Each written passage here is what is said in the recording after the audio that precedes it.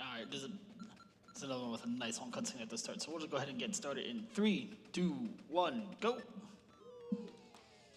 Alright, so we're going to be playing Link's Awakening, the original OG Game Boy release, not the DX remake for the Game Boy Color.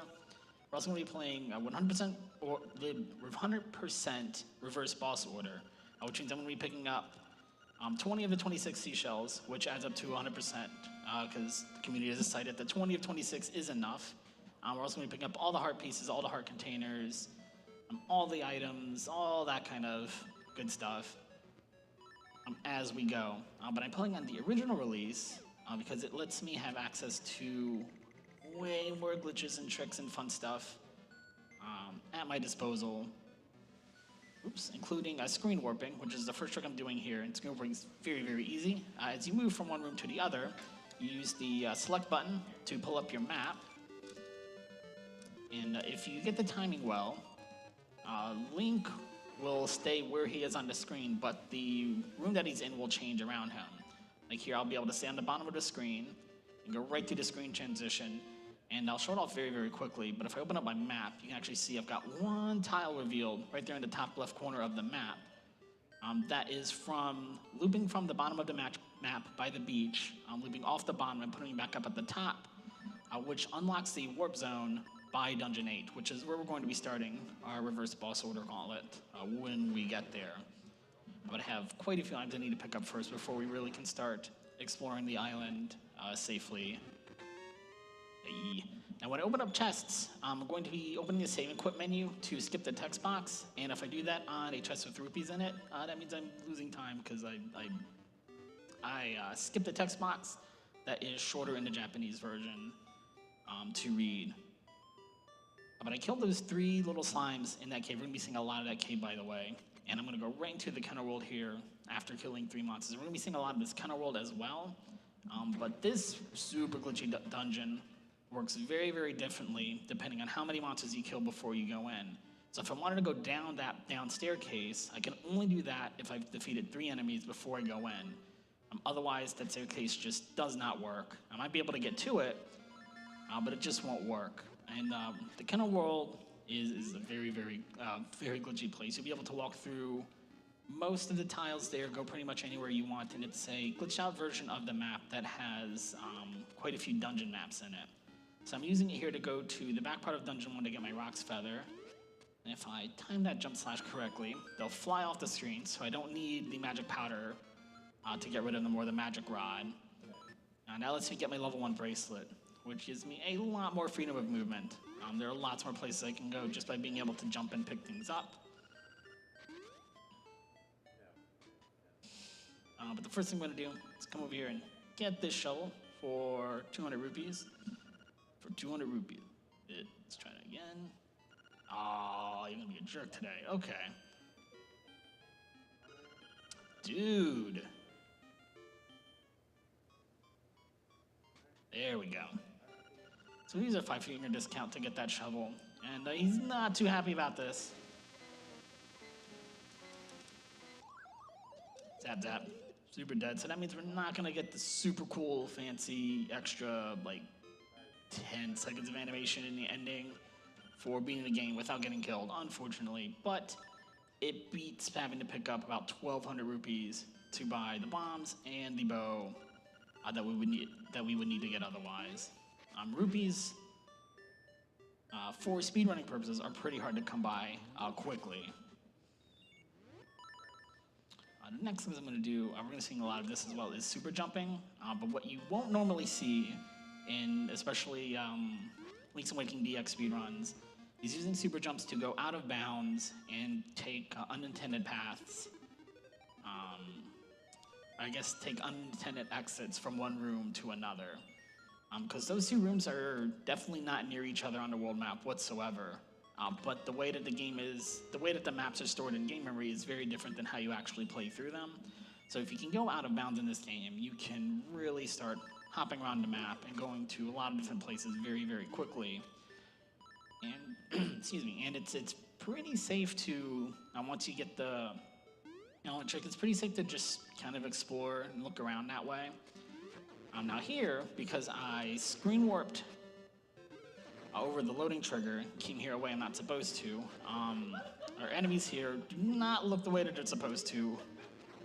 Poor Grandma with the broom here is very confused and is attacking Link with, I guess she's throwing clones of herself at me. I'm not sure what's going on there, but I got my 6 enemies for my next trip to the Counterworld. I did not mean to stab you.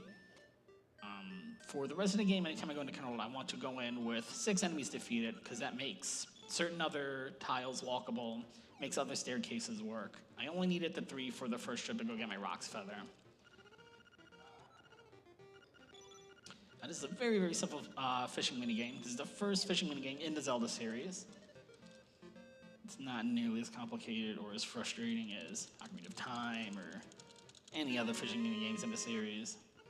And I just wanted that big fat fish underneath me because he has a piece of heart that you get. And if you save and quit out of the text box, you can walk right back out to the doghouse, right back in, and then pick up another seashell. We only pick up 20 of the 26 seashells because when you turn in 20, you get your level 2 sword. It's not the Master Sword. The game manual was very specific about this not being the Master Sword. But when you get your level 2 sword, the other 6 seashells will just disappear. They turn into rupees, so there are no more seashells to get. So even though you didn't get them all, you got them all. And the community rules just dictate that you don't need to get the arbitrary last 6 rupees. I need to... See, the movie rules in the Counterworld are super weird, and to walk all the way around that lock. And there's absolutely no music here. Sometimes when you go into a dungeon through the Counterworld, you get to keep the music. Dungeon 3 works very, very differently for whatever reason. We also noticed that the first time I oh, wow. Okay. That's fine. The first time I save and quit out of Dungeon 1 and 2, it put me back in Marin's house. My save and quit here is going to put me at the entrance to the dungeon. So Dungeon 3 just works very differently. What I'm trying to do, there we go, is screen warping is not a frame perfect trick. But the timing of how you do the trick does matter. If I want to stay on that outer ring of tiles there, I need to get my timing very, very precise in order to keep Link from moving during the screen transition. But that's gonna give me my boots, which is good because we got those early and now we can move fast and pick up 1 small key. So that's all the small keys I'm going to need for Dungeon 3. So when we come back here later, we'll be all set for Dungeon 3. I have 1 more big key item I need to pick up before we head to Dungeon 8 and start clearing out dungeons. And that is the flipper. So we're gonna head to Dungeon 4 next, which means 1 more trip to the Counterworld. 2, 3. I think we're going to be seeing a lot of this cave. Just because it's easy to get to, and these enemies are very easy to take out. In a multiple of 3.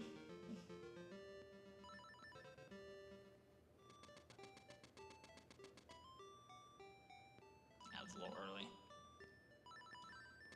There we go.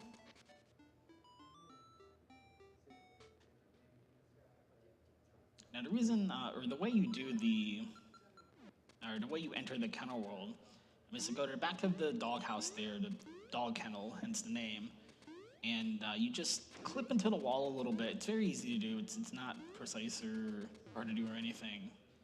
But the game thinks you're walking into the front of the doghouse, but that you're walking into it from the wrong side. And the game just doesn't know where to put you in the world when you do that. When you walk through the door backwards, basically. So it just kind of sticks you on the default map, right smack dab in the middle of it, and it doesn't even know what graphics or tiles to load, which is why everything looks super weird. But we're here just for the flippers, and we're done. We can make our way to Dungeon 8 next. Boom, or we can bonk.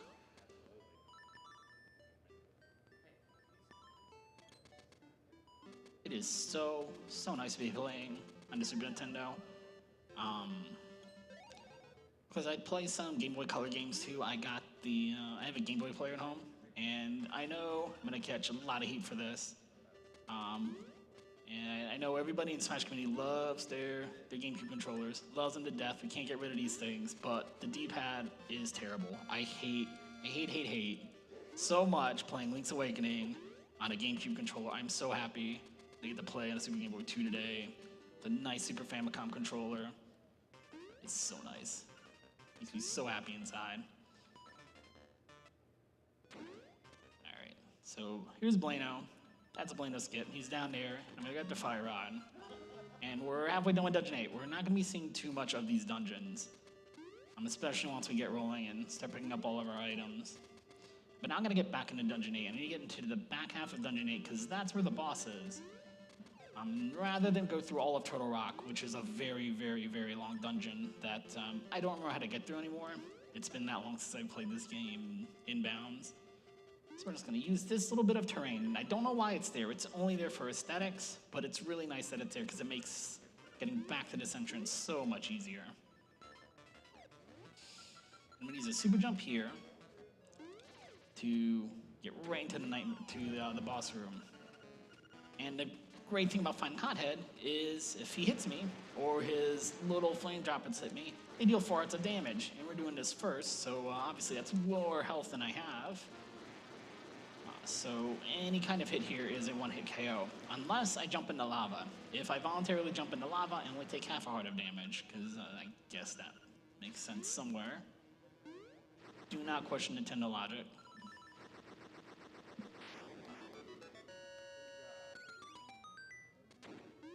Boom. So we're going to be making our way through the dungeons in reverse order. So Dungeon 7 is next. We have quite a bit of collecting to do between the 2 dungeons, though.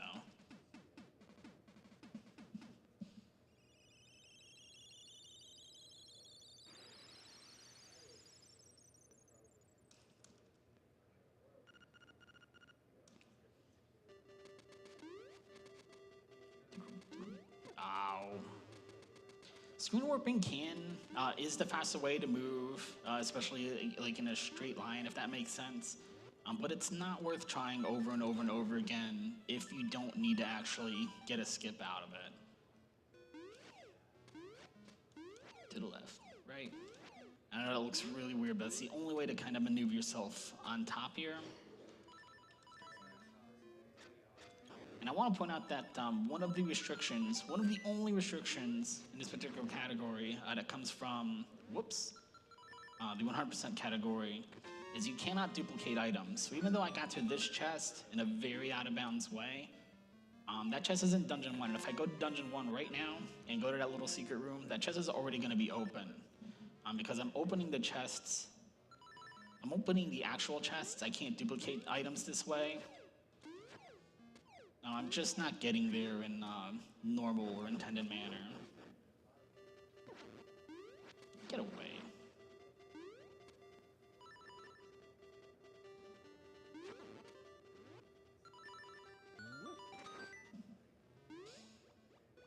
And even though this guy, the Mad Hatter, is spread out, you find him 3 times in this game, and he's spread out all over the map. But in Game Get It, his three little hidey holes are right next to each other, 1, 2, 3. And every time you find him and throw magic powder down the well, he curses you by making you carry twice as much as you could before, so now you can carry twice as much magic powder. It's going to do the same thing for bombs and arrows. Excuse me. If you're new to speedrunning this game, routing out, picking up exactly one of these for extra bombs is definitely worthwhile. Because especially the inbounds categories use a ton of bombs. At least it did the last time I had looked at the route. But it wouldn't be a Zelda speedrun if there weren't some kind of shenanigans with a ton of bombs. And this game's no different. This category in particular only uses the bomb glitch once, though. So I don't need too many bombs. Because I can go out of bounds. Yeah.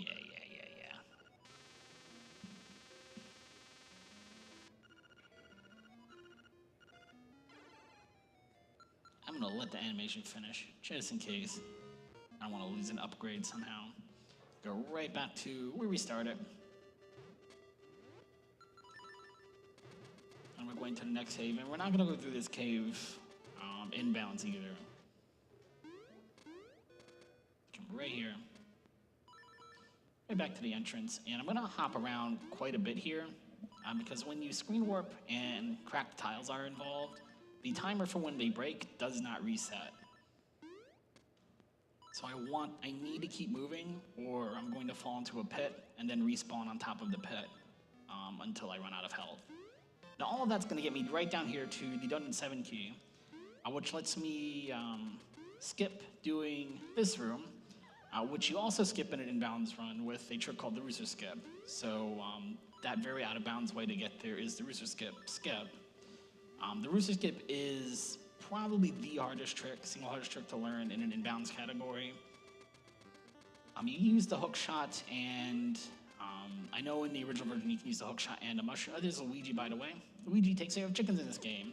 We're going to run to quite a few cameo appearances as we make our way through Link's Awakening.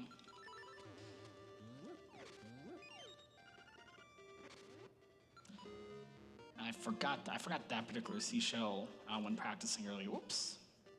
And usually I save and quit at the cave entrance rather than Luigi's house.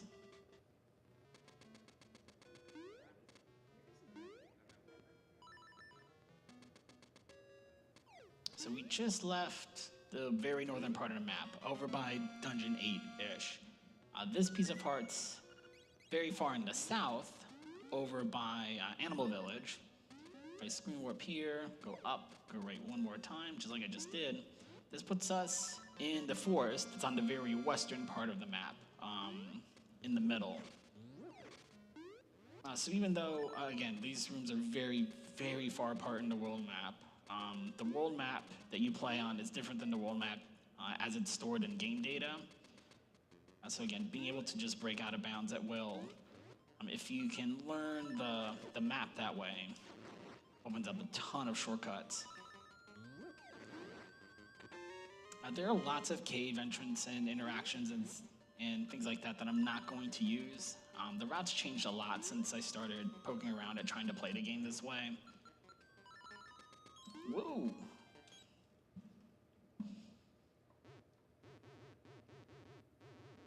So we're going to save Mirren's dad here from his curse. I'm going to get the Dungeon 1 key now, and that's going to let us skip having to talk to the owl.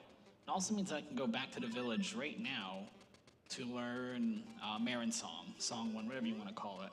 If I don't learn it right now, if I go clear Dungeon 7, oh wow, she came with me. If I go clear Dungeon 7 before I go learn Marin's Song, I have to do that whole side quest where you take Marin all the way to Animal Village in order to learn the song. It's a multiple minute time loss not to come get it now.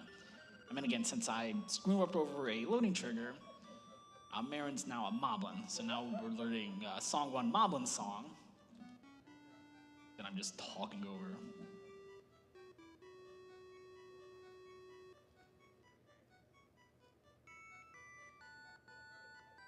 What I don't understand is why the sprite works when it's singing, but when it's just facing upward, it's all broken up.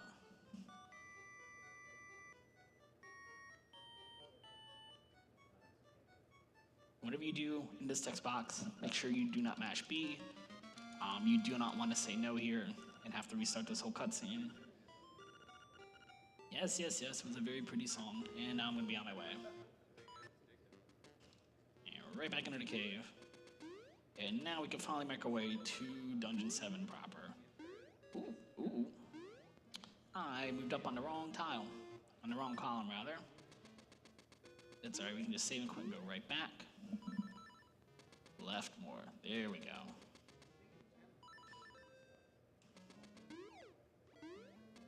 Spring warp here, get out of bounds. And next room over takes you right outside of Dungeon 7. Now, if I really wanted to, you actually can use the kennel roll to go into Dungeon 7 without unlocking the front door. You can just warp there. No big deal. The problem is when you leave Dungeon 7, there's no ladder, which means you're just stuck on the tower, unable to move, unless you have Song 2 on the ocarina to teleport yourself. And unfortunately, getting that getting that first before you go to Dungeon 7 is just slower. It's just flat out slower to play through the game that way. So Dungeon 7 is one of the few dungeons we're actually going to open the front door for. The other being Dungeon 3. I am going to have to pick up all the keys, but we're not necessarily going to use all the dungeon keys we pick up. This is the one super jump that's a little bit different, because I don't need I need a shorter, lower jump there. So the timing's just a little bit different. There we go. Now, if you've played this game, if you really love this game, or if you really don't love this game, you probably remember Dungeon 7 very, very well. In the room up here is this little cannonball you have to carry throughout the whole level to knock down those little pillars. And you knock down 4 pillars, the roof caves in, you get access to the boss room. It's a very long, very complicated puzzle to carry that thing with you, like a companion cube. Or you can just screen warp through and go right to the rooftop without having to do any of that. And if you've done Dungeon 8 already, the fire rod makes this fight very, very trivial. But I've got enough hearts here. I'm gonna try something. Let's see how it goes. My confidence on this is shiggy at best. Let's see how it goes. Fudge. Ah. Oh, all right. I didn't get the position right, so I'm just gonna take him out normally. If I can get that vertical position of the eagle right when I hit him, he stays off screen right at the bottom of the screen, so you can just shoot at the bottom and take him out without having to wait for him to fly back on the screen. But I'm usually playing a 3-heart challenge, which means if I get hit by him, I die immediately. So I don't usually go for it, which is why I'm not so confident in that one. Pick up the piano.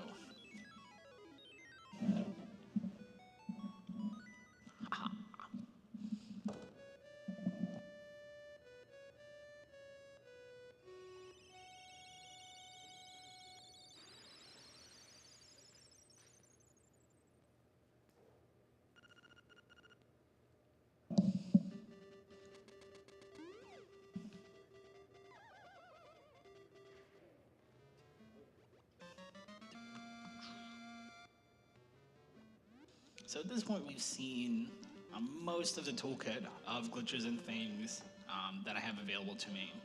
And we're just going to be using them in different ways, in different situations. Which means it's a good time to read. I can see in the corner of my eye one donation for $25 from I Love Popcorn 23 that we got that says this is the first time they're watching a speedrun live, excited for the games that there are left. So thank you for that $25 donation. Again, all the money that we're raising for this whole event, get over there, Link. All the money that we're raising is going to Child's Play, which is a fantastic charity to support. I've been working in healthcare for 8 years at this point, and I know that hospitals, doctors, nurses, nursing staff, we're all very, very good at helping people get better, maybe helping them feel better physically, but what we're not so good at, especially for our pediatric patients, is making them maybe feel like kids is maybe the best way I can think to put it. Hospitals are just not fun places. Even children's hospitals, and I don't mean to disparage them, children's hospitals are fantastic. They do a lot of great work. But being sick just really sucks, and treatment can be very long, it can be very painful, and it can be just very isolating to be in a hospital room all by yourself for those long treatments. And Child's Play just does fantastic work by giving those kids something to do that's fun. You know, kids are supposed to be able to have fun, hang out with friends and play video games, and all those sorts of little things that can sometimes get lost in the shuffle when they're sick and in the hospital for long periods of time. Child's Play is very, very good at helping kids be able to have fun and feel like kids again in the hospital, which is why I love anytime I can do anything I can or help out with any events that are supporting Child's Play. I really like to do so. I know sometimes it can be very easy to dismiss the work like I'd rather put my money towards research or cures or things like that. I'm not saying that's not important. That's also important, but it's also important to have the kids have a reason to, to want to be better, to know that going to the hospital doesn't have to be only for bad things, that good, fun, happy things can happen there too, and they can make new friends and get to be kids too. Child's Play just does very important work that often just gets overlooked, I think. So I'm glad that we're raising money for them in this event, and I know that money's going to a fantastic cause. So I know that there are still some donations in Bid Wars, or donation incentives in Bid Wars left that you can put your money towards, as well as the grand prize raffle that you can enter with a donation of $25 or more. That is not the item set I wanted. So be sure to get your donations in. There's still plenty of things to put your money towards if you do so.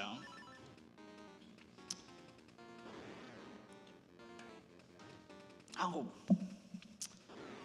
So the strategy I'm supposed to do after this text box is what I started out the fight with. So we're going to be here for a little bit longer than we should be. You can actually get 3 hits in on this guy before the fight really even starts. But coming in from the side like I do kind of throws all the timing off anyway. If you come in through the front door, it's very, very, very easy to get your 3 free hits in. That fight's very simple, very quick if you do it that way. But coming in from the side, that pot is just right in the way.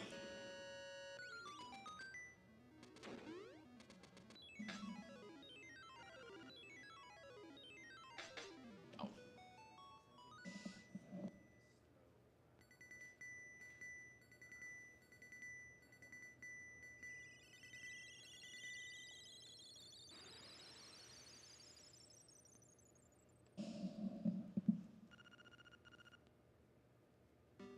Yeah, to the right. So another non-traditional Zelda enemy we're going to run into here are Paragumas. These bombers. These I hate so much. So frustrating. Those bombs can hit you underwater, and if you're swimming and get hit by a bomb, that is a ton of momentum in the wrong direction usually. Now if you can get a damage boost off the bombs and it sends you in the right direction, oh man, you just go, wow, you just go flying. But usually you can't. You do not need the boots for that jump. I just cannot jump today. No big deal. It's not even usually the jump I have trouble with. But there's another 2-tile jump that you don't need boots for that I'm just awful at. That one usually isn't the one.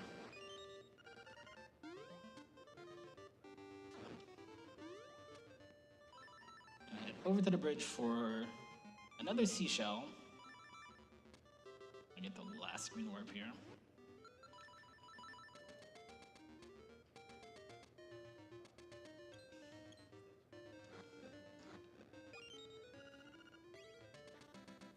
And then when I head under the bridge, for the one time we use a bomb trick in this run. Inbounds runs use this bomb trick a lot.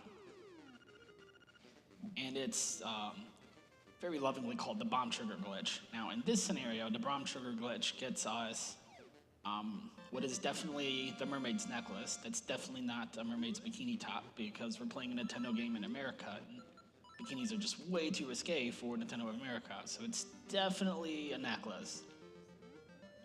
But the bomb trigger glitch is what happens if you manage to drop 2 bombs within a 4-frame window. And that one little tile I was spamming the bomb button on is just counted as a bottomless pit. I don't know why the game thinks it's a bottomless pit, but it makes it very, very easy to do a trick in that room, which lets me skip most of the trading sequence. We'll be able to go right over to get the Lens of Truth as soon as we finish Dungeon 5. And we're just going to bypass the rest of the trading sequence. But the bomb trigger glitch can make any kind of cutscene or event like that occur, even if you haven't met the prerequisites. So unless you're playing a 100% category, you don't need the ocarina, because you can use bombs instead of music to advance the story. You can also use that to skip the big fat walrus. You can use it to open Dungeon 8. You can use it for tons of things. Yo! So I want to take advantage of poor Game Boy's limited memory capacity. I'm not sure, I'm not gonna speak too much. I don't know exactly why the game's coded this way, but when I solve this puzzle, a hidden item appears. If I screw up to the other room, this other room has a hidden item, and it's a different hidden item. It's the hook shot. That's gonna let me get the hook shot and skip 4, not 1, not 2, not 3, 4 whole mini-boss battles to get that hook shot and a ton of backtracking. But since I haven't picked up this hidden item yet, I solved this very complicated puzzle all over again. I get my small key back, which is great because I need that or I'm stuck in the lobby. But the reason why the game does that is when you solve a puzzle, the game doesn't program necessarily to drop a small key or drop the hook shot. It's just programmed to drop the hidden item.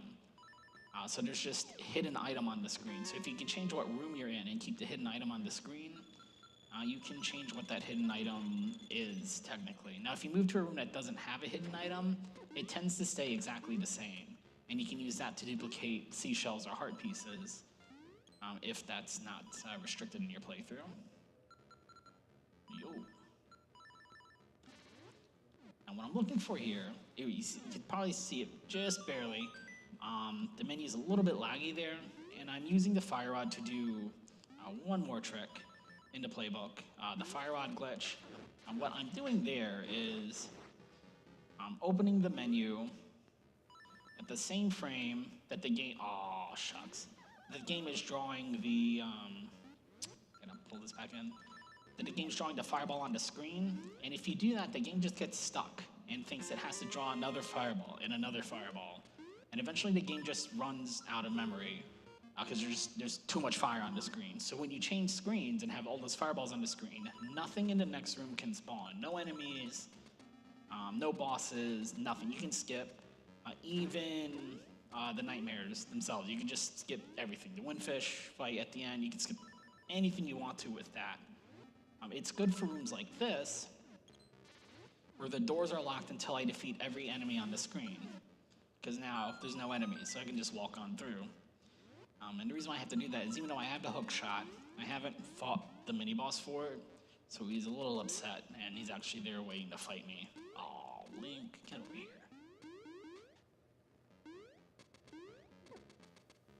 So I didn't mean, I definitely didn't mean to do that. I didn't mean to have to take this long way through to the boss fight. I missed one of my screen warps, and I missed it in a way where I couldn't really recover it easily, so we're just gonna go the slightly long way. I get to show off a cool hookshot jump, though. Boom. I don't even remember how to get to that key block. I have no idea how you get there anymore. But that trick is so easy to do. You'd be forgiven if you thought it was intentional.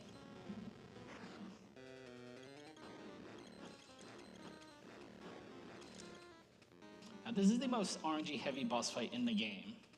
Even if I were to chase this tail around, I can only cover 2 of these holes at once. And when I get a grab, I can get, used to be 4, but I've actually managed to get 5 hits in at once. And I want to get as many hits in as I can, because he takes 8 hits, regardless of, doggone it. Even if I had a level 2 sword and a piece of power, and just was dealing maximum damage, it's still gonna take 8 hits. So I wanna make sure I get in 4 per cycle. Because if you let this fight drag on and on, he starts sending out fakes that you can't deal damage to, and that fight can get away from you very, very quickly. And you can be there for a long while if you don't get the 2 cycles.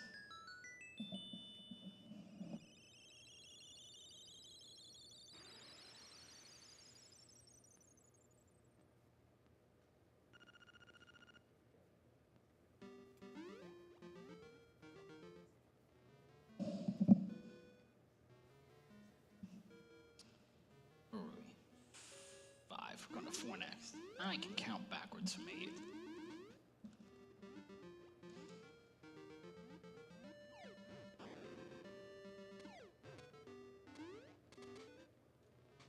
And I'm just using that door to set a save and quit point real quick, because I'm actually going to go on top of the cave here.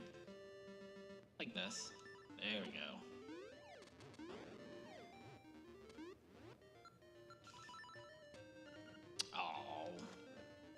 Oh no! I always get that one mixed up with the one by the bridge. As far as which one's butted up against the wall.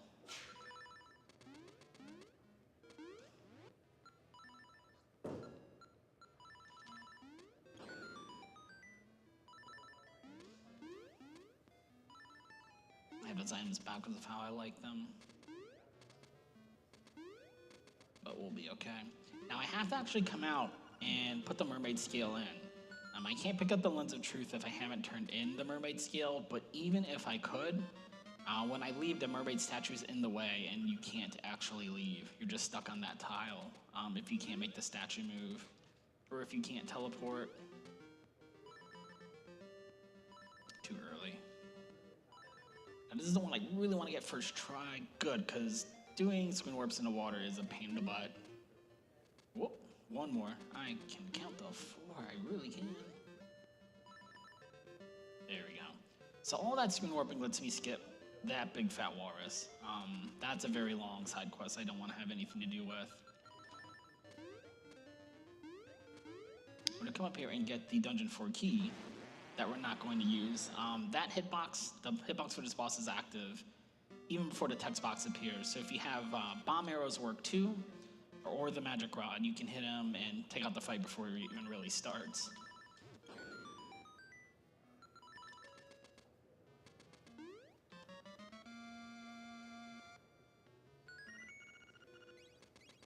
So I got 4 more heart pieces to go.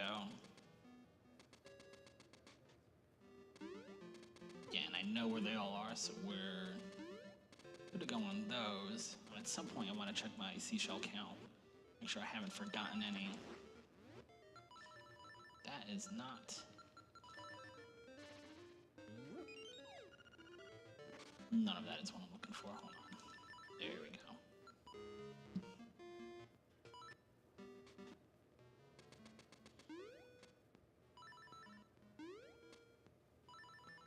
I'm gonna go pick up the boomerang now, which is something else I forgot. Warming up earlier. My warm-up run was not so odd. So I'm glad this run feels like it's going okay. Come on. I did not want to end up in this water though, but we can get out of here when I get the screen warp. The screen warping in the water is difficult because you need to... It's not like the timing of a trick has changed, it's just that your momentum and your speed have changed. Which makes it just that much more difficult to do. And we're done with the hook shot, so I'm going to trade that away and get my boomerang, which is required for 100%, is to finish the trading sequence all the way through to the boomerang. And now we're going to go back to Mabe Village, because we have to go back to the Counter World to go to Dungeon 4, which means we're going to be counting the 6 all over again. But now I have the magic rod, which means we're going to fry these chickens real good. 2, 3.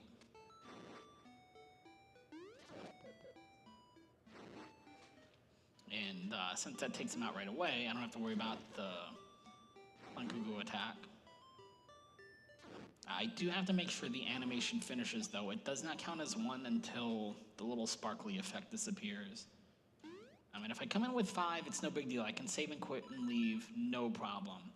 If I come in with 4 or 7, it's very easy to get stuck.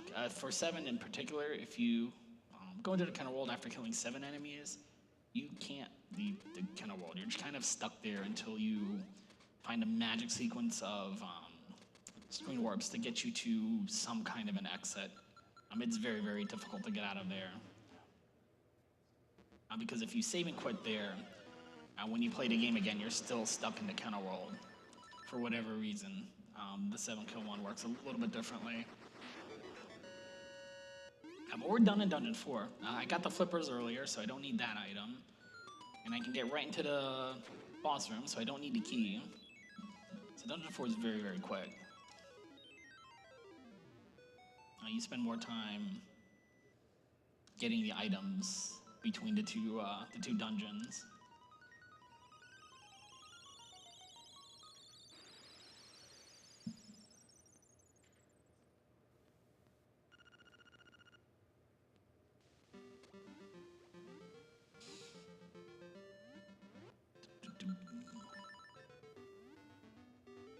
in there?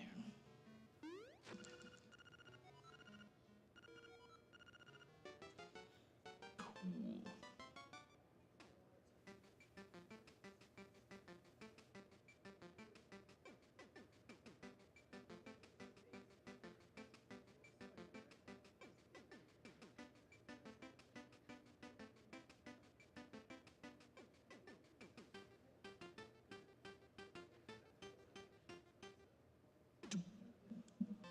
So if you have your sword swinging when that text box appears, you can nudge Link around one pixel at a time while the song is playing, which saves you like 3 whole tiles of movement, which is not a ton, but it looks kind of cool. He's just walking through the air.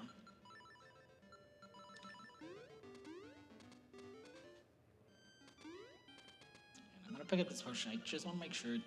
Yeah, 28. Sometimes that number is just way higher for some reason. I'm not sure what triggers the cost going higher, but I just want to make sure I have 300 rupees for the last song that I need to get.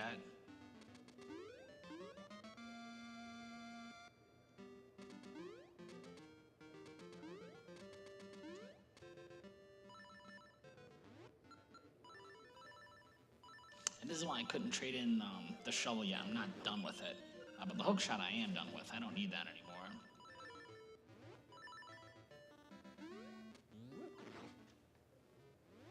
Yeah, I better not.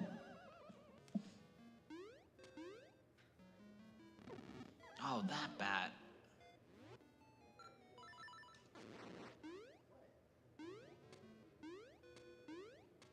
So you don't need the bombs and a hook shot to get that. You can do that sequence of jumps that I made look way more difficult than it actually is to get there instead.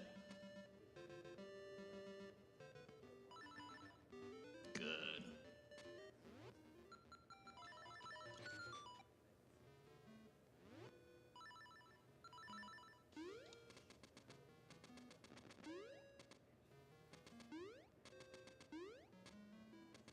I'm gonna screw up here. I have plenty of bombs, obviously, but that's where the piece of heart is. Oh, I'll jump right over it. And that leaves just one more piece of heart to pick up.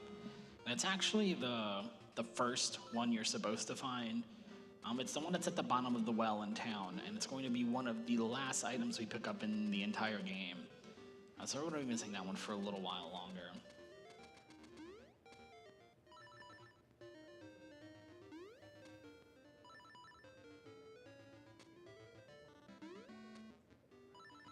Now when I screw up into this next room, under that bush is the key for Dungeon 3.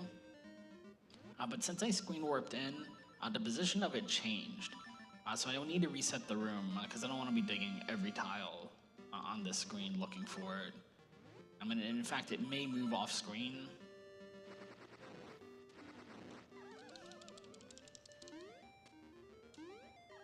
Oh wow, this is the jump I was talking about earlier.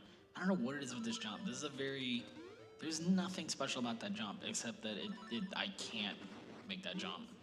I don't know what it is. I can sit here and practice it, practice all day long. That jump, I cannot. It's so simple. It's so frustrating that one little jump gives me so much trouble. But you don't need the boots for it. You don't need the boots for 2 tile jumps. That time I am pulling down on purpose so I can reset, get back out of bounds, and count my seashells.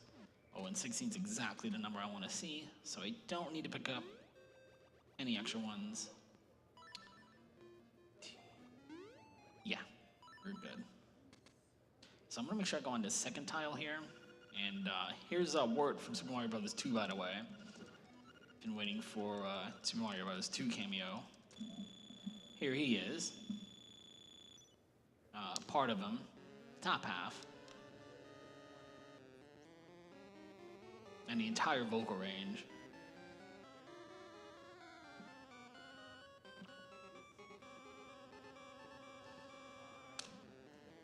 Oh man. The flickering looks pretty bad on the monitor I'm playing on, but I can see in the corner how it looks on stream, at least on the stream TV I can see.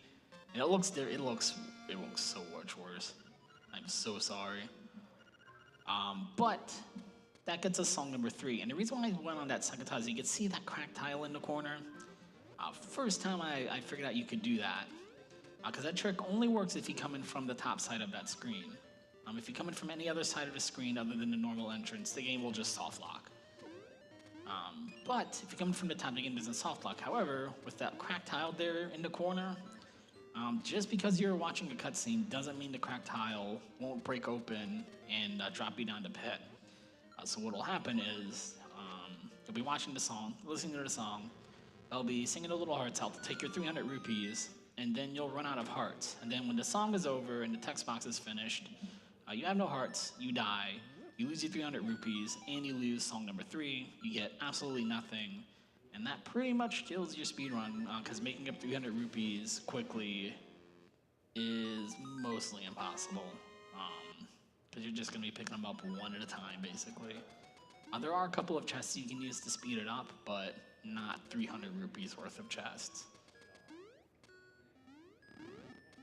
Because even the puzzle room with 5 chests in it, each chest only has 10 rupees, I think. But I picked up that one small key when we were here earlier to pick up the boots, which is all I'm going to need. I'm gonna pop this one open. I'm gonna use a flock skip there. I'm not entirely sure why it's called a flock skip. Ooh, I got it without balking. Oh, I'm so happy with myself. But flock skipping is just jumping into one of those, any kind of weird block like that pops the text box up. If you hold diagonally as that text box is appearing, you get 1, maybe 2 pixels of movement when the text box appears, and it's just enough to squeeze you through the corner.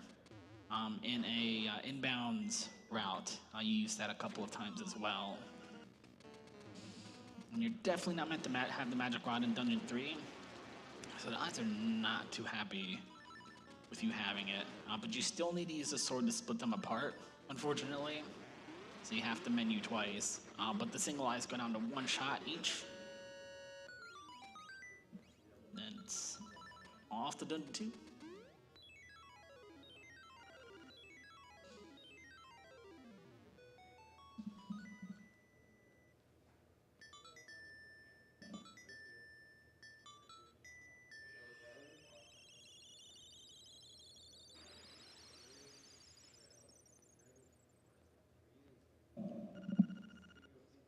I just saw in chat, somebody's talking about, let me skip this owl. Hold on. Go away, owl. Go away, owl. Somebody's talking about the wizard party and the quest for the Guinness World Record. If they don't take it this time, I'm gonna be really, really just doubly insulted. Because I know whatever guidelines Guinness gave us to follow, we definitely followed them to the T. Because I came here, I was so happy. I got to bring out my LARP costume for when I went to a College of Wizardry LARP. I was so happy. I'm like, I'm gonna put my robe on. I'm gonna put my nice little, cute little blue vest on. I had my magic wand. I'm so happy, and I had a hooded cape. But hooded capes are no good. You needed to have a hat, and I didn't have a wizardy hat. I just had a hooded robe, so I couldn't be counted, which I'm a little salty about. Not at anybody from Mag Crew, but I'm just saying, if we're being that much of a stickler about what constitutes wizardry and it doesn't count, I'm gonna be really upset. I don't know who I'm gonna complain to. There's nobody to complain to. I don't know who I'm gonna write a sternly worded letter to, but somebody's gonna get a sternly worded letter.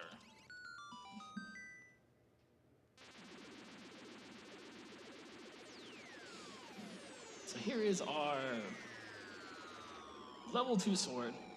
If you look in the strategy guide, any Nintendo issue of Nintendo Power, the instruction book for this game, anywhere you find any official media about this game, this is not the Master Sword. And you apparently just need to get over it. It's the level 2 sword. That's just what it is. It's not a special sword in any other way other than it's a level 2 sword. But it's the Master Sword. I need to skip the owl one more time because he's still there waiting to talk to me. And we have successfully dodged all owl-related conversations in the game. I want the boomerang. got the sword.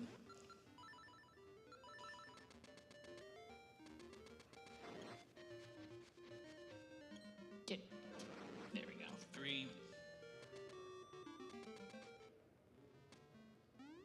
We're gonna take, yeah, our last trip to the. Excuse me, our last trip through the kennel world here.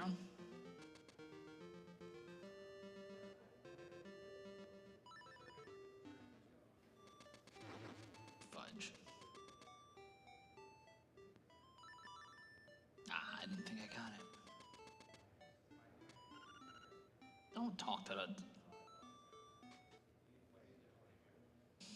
And if you're familiar with this game, you probably have realized by now that when you enter the kennel world, you start out in Dungeon 2. And you're absolutely right, this is Dungeon 2. This is kind of where I want to go. That's the room in particular I want to get to. But I can't really do anything from this version of it. I have to get back in bounds, basically.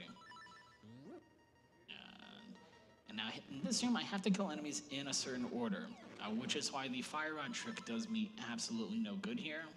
The fire rod glitch kills everybody at the same time, so that won't make the chest appear. So I actually have to solve the puzzle the correct way.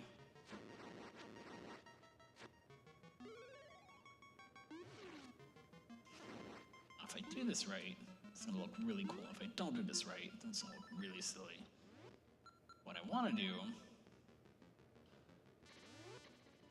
is combine fire rod and a screen warp. Oh yeah, puts you right at the other corner. I don't have to clear any enemies or move any pots. I'm pretty sure it's very, very slightly slower, but it looks way cooler than going through that room normally. And then I completely flubbed that jump and lost all my cool points. That's fine.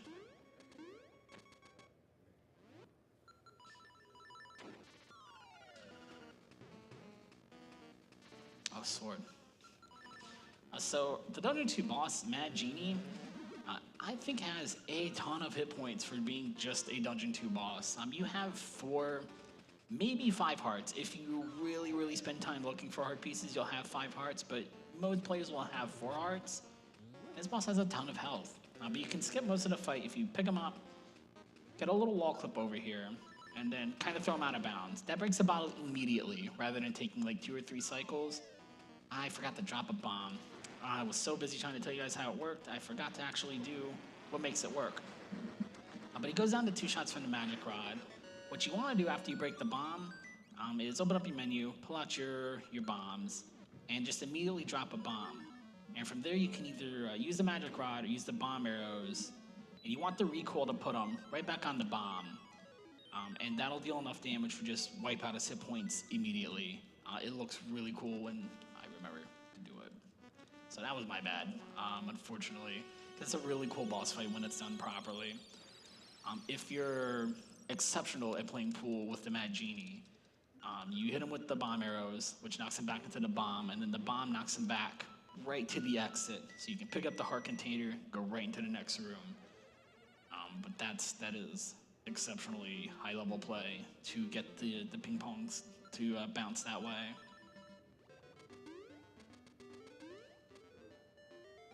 That's Dungeon 2 clear.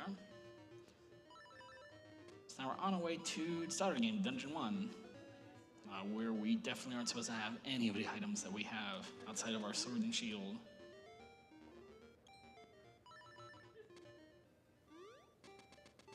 I think we're going to be well prepared for this dungeon. Where am I going? Why am I going to the kennel world? I do want to step into the house in case I miss this screen warp. I'd be stuck in a tree, and I want to have a very short trip to reset if that happens.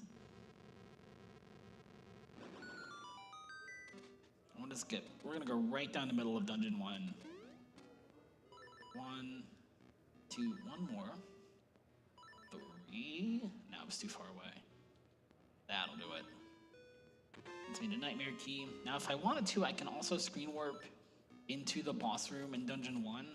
But for whatever reason, if I enter that room anyway other than the intended way, the game tends to soft lock on me. And I haven't really dug into the whys and hows of that happening. So I'm just gonna take my key and go into normal way.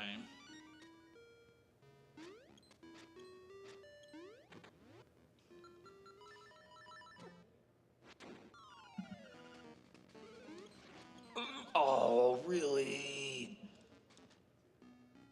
Whoa. So the DX version, you can do what I just did and mash jump and go right back to the boss room. In the original version, and it hasn't happened so long I'd forgotten, the original version, it puts you in that very glitched out room that we were in very briefly. All right, come here. There you go. So with the level 2 sword, one spin slash takes it out in one hit. If you hit it on the tail, obviously. And that is all 8 instruments. We're done with all 8 dungeons, so now we have just a couple items to clean up, and then we'll be on our way to the Windfish Egg. I've got 1 piece of heart. We need to get the Dungeon 6 key. I think that's it. I'll have to double check and make sure I'm not missing anything. Got a level 2 sword. Yeah, just the 1 key.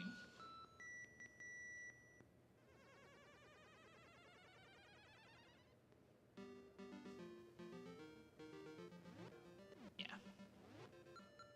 And I know it seems weird that I'm warping all the way back here to go right back to town. But the house that I'm looking for is on the northern part of town, and the owl is right outside of Dungeon 1 waiting to talk to me. So it's very, very slightly faster, but it is faster, at least when you get the screen warps on the first try.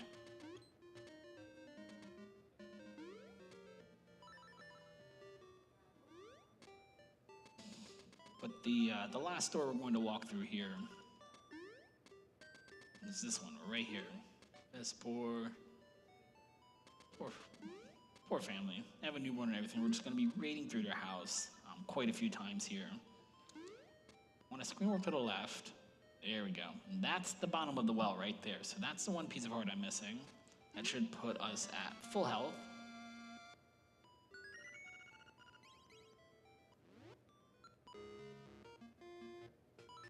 Then I'm going to do it all over again. Now we're going to go somewhere different this time, though, of course. So come up, and if I go left, I think it's 6 screens, but we're going to go left until I see what I want to see. It's going to take us into the Armo Shrine, which is where the Dungeon 6 key is. I just have to be very careful I don't take that jump too quick, because you can get stuck in that corner in kind of a weird way if you're going too fast there. That's what. And it's also trivial if you have the magic rod. The only thing I'm worried about is one time I beat him so badly, I kind of knocked him off the screen and the key spawned out of bounds and I couldn't grab it. So I had to do the fight all over again. But that is, yep, that's 100%. We're all set to go. Make our way through the Windfish Egg, but we're not going to go through the Windfish Egg either. We're going to skip right to the fight. I did not mean to jump down there. There we go.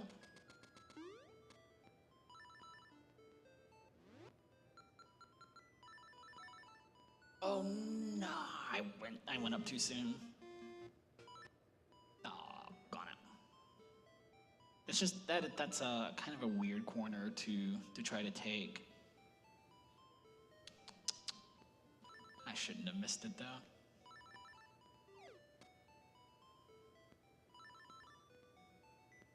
Get back over there. There we go.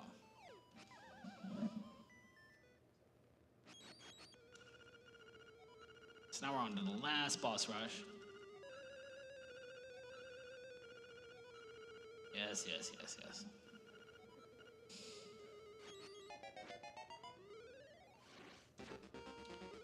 So this is gonna look a little weird.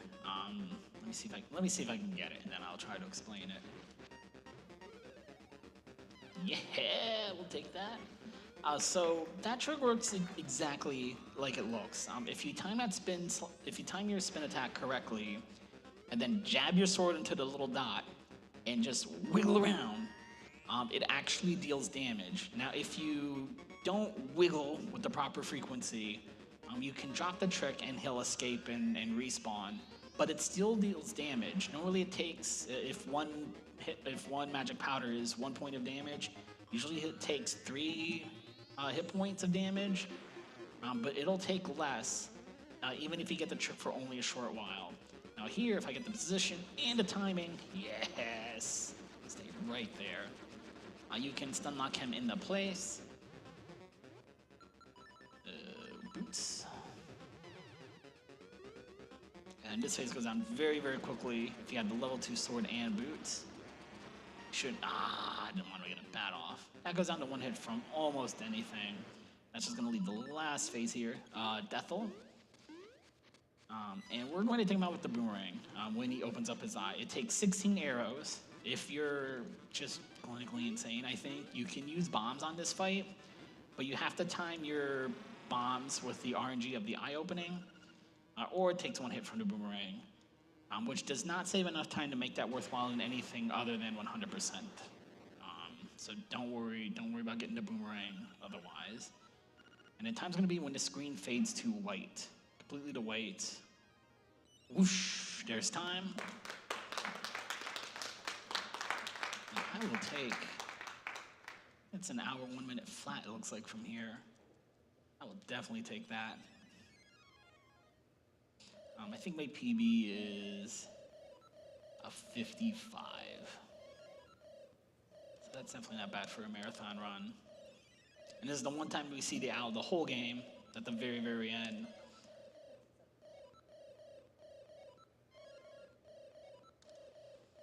Now most of the glitches I used for this run were patched out in the DX version. You can't screen warp in the DX version. You can do super jumps in certain versions of the new game. You can still do the Kenner World, but the Kenner World works very differently.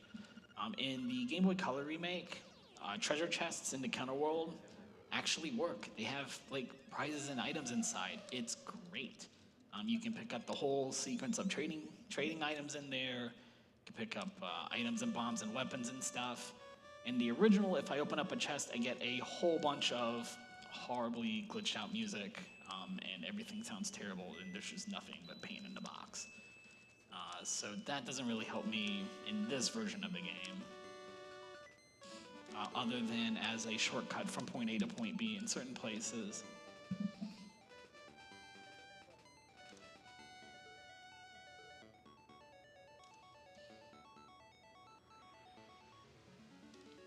The other big difference, of course, in the DX version is the bonus color dungeon.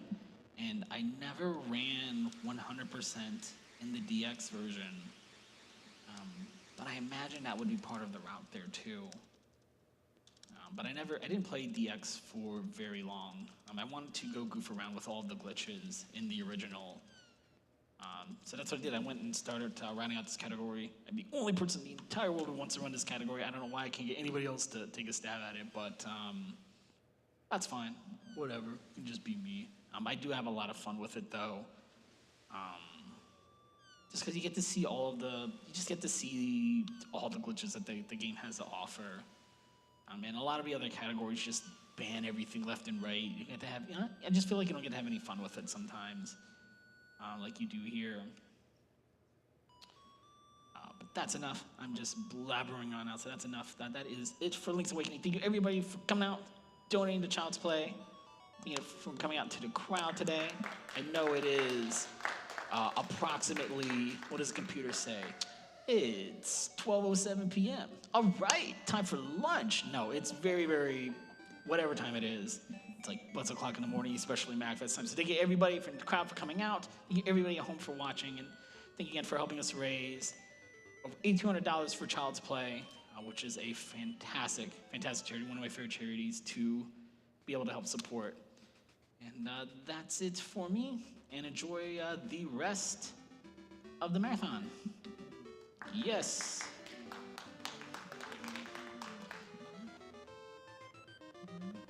Oh, there is one more for me to read. $25 from Anonymous. It says, you can always get me to turn up for some Link's Awakening. Thanks for giving my favorite Zelda game some love. Well, thank you for tuning in. This is definitely my favorite Zelda game as well. I skipped Link to the Past, and the first one, and the second one. This is my first Zelda game, but it's definitely my favorite. But thank you again for tuning in, and enjoy the rest of the event.